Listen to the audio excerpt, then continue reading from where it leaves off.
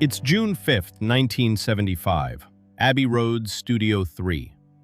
Pink Floyd are 4 hours into a backing vocal session for Shine On You, Crazy Diamond, a 9-part piece they have spent 6 months building as a tribute to their lost friend, Syd Barrett.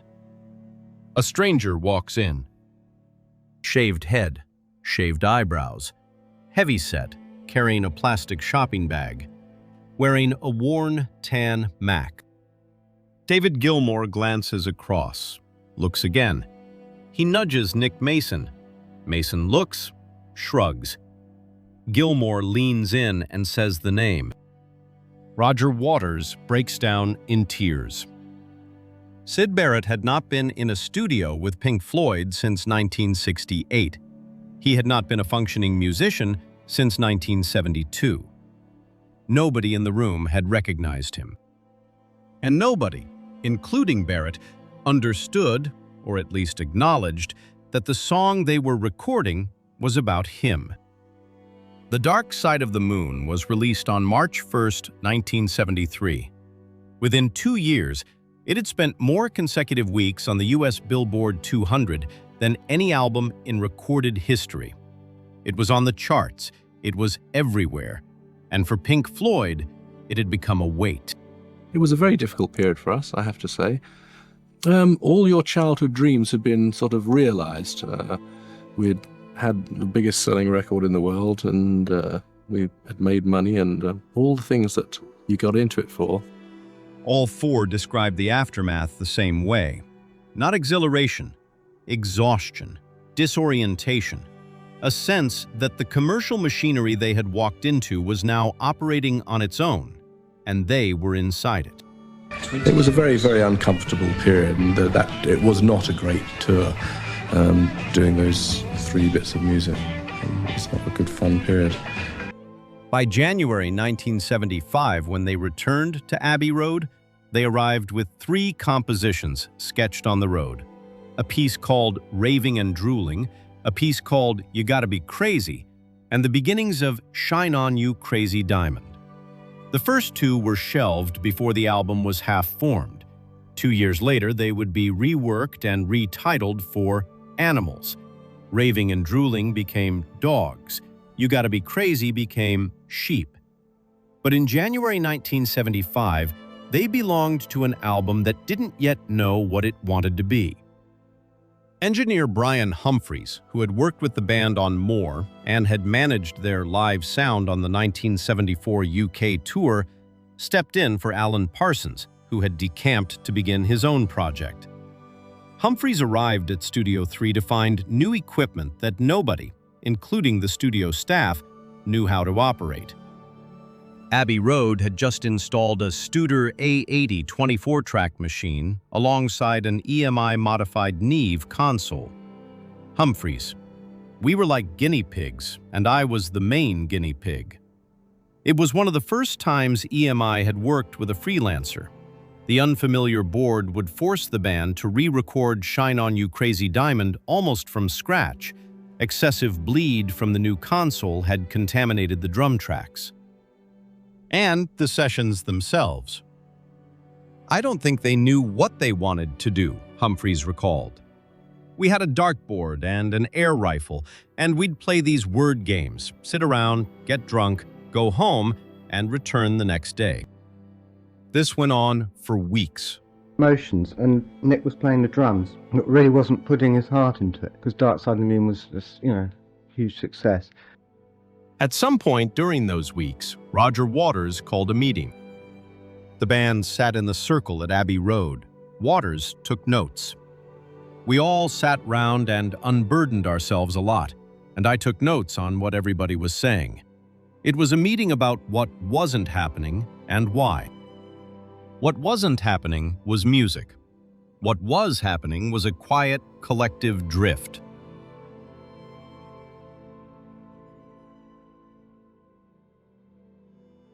This record is now about absence. This song doesn't fit and it shouldn't be on it. Waters: "No one was really looking each other in the eye, and it was all very mechanical." He made a decision. The album would be about exactly that. Not despite the paralysis, because of it. The emotional truth of the sessions would become the subject of the record. The machine they could feel grinding around them. The absence at the center of everything they were doing. Shine On You Crazy Diamond. 9 parts, built over a 4-note guitar motif by Gilmour, lyrics by Waters, would be split into 2 halves. 2 new songs would be placed between them, framing the whole thing like a question and its unanswerable echo. Gilmour opposed this structure. He was outvoted 3-1. Welcome to the Machine was primarily Waters' composition. I thought that was great. I love that kind of rhythmic effect, and it was kind of breaking new ground musically and in those days. Tape loops, synthesizers, a portrait of the music industry as a processing facility that takes human beings in one end and produces product from the other. Have a Cigar followed. One would meet an awful lot of record company people who would have that sort of have a cigar mentality, and I don't know quite what made Rogers start writing that one, but... Written by Waters, sung in the voice of a record executive. And did we tell you the name of the Game Boy? Waters recorded the vocal first. Someone in the room was unkind about it. Gilmour tried next and stopped. He later offered 2 explanations. The range wasn't right for his voice, and, separately, that he did not share Waters' views on the music industry as the lyric required. He could not deliver a conviction he didn't hold. Roy Harper was recording in the adjacent studio. He owed Gilmour a favor. Gilmour had given him guitar lines for a recent session. Harper agreed to sing Have a Cigar. Waters has since said he wishes the vocal had come out more vulnerable, less cynical. Gilmour called it the perfect version. Pink Floyd wrote a song satirizing the music industry's exploitation of artists. Neither of its principal members would sing it. The man who finally did was in the building by accident. 2 U.S. tours interrupted the sessions, April 1975 and June 1975. The band toured while the album remained unfinished, then returned to Abbey Road. By early June, the end was in sight. They were recording the backing vocals for Shine On You Crazy Diamond. On June 5th, the stranger arrived. And he, just for some incredible reason, he picked the very day that we were doing a song which was about him. And we hadn't seen him, I don't think, for 2 years before. Gilmour recognized him first. He nudged Mason. Mason looked and shrugged. Gilmour whispered the name. Nick Mason's account from his memoir Inside Out is the most precise. He describes looking over at a large, fat bloke with a shaven head wearing a decrepit old tan Mac and carrying a plastic shopping bag. He had not recognized Syd Barrett. Barrett had gained considerable weight. He had shaved his head and his eyebrows. He had been living in isolation, he told someone in the room, eating too much. He appeared to be in reasonable spirits. He was enthusiastic. He asked if you could help with the recording. He sat and listened to the playback of Shine On You Crazy Diamond. 9 parts, assembled across 6 months as a tribute to himself, and showed no sign of recognizing that this was the case. Roger Waters wept. Roger was in tears. We were both in tears. It was very shocking.